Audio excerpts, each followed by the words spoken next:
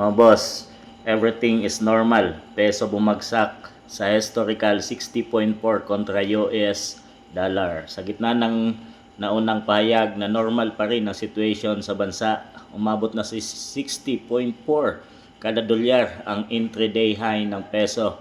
Ang pinakamahinang antas nito sa kasaysayan kasabay ng paglala ng tensyon sa Middle East at pagtaas ng presyo ng langis sa pandaigdigang merkado. Grabe mga boss, history. 60.4 ang pinakamataas na peso laban sa dolyar mga boss. So, ang ibig sabihin kasi nito mga boss ay tataas ng mga bilihin kagaya ng pangunahing pagkain ng mamayang Pilipino, mga bigas na hindi nga niya natupad noon pa na kanyang ipinangako na 20 pesos per kilo mga boss. Mga panguna, mga sabon, shampoo, lahat ng pangangailangan ng isang tao mga boss ay tataas.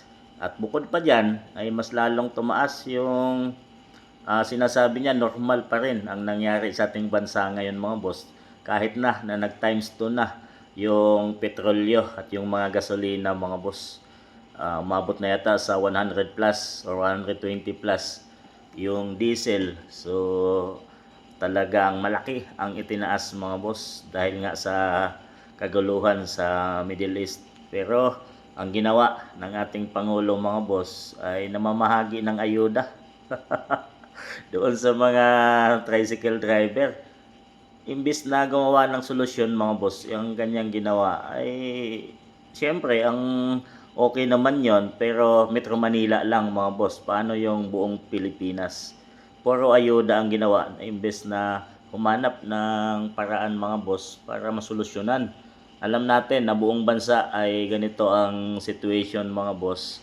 Pero sana ay nakapag-angkat sila ng maraming pondo at para hindi talaga lalong maapektuhan sa bulsa ang ating mamamayang Pilipino. Sa kanila, normal lang yan mga boss dahil sa malaki yung kanilang mga sinasahod, pero sa mga Pilipino o mamayang Pilipino na maliit lang yung income ay abnormal na itong situation na to mga boss.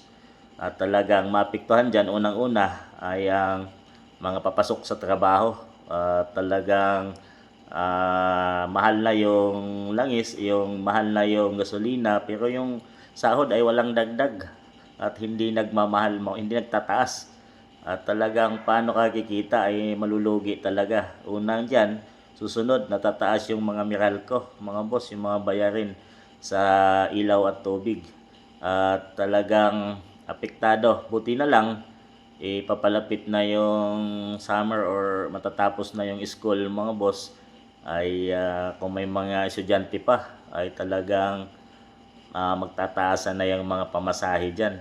Talagang apektado ang buong mamayang Pilipino na may lower income mga boss.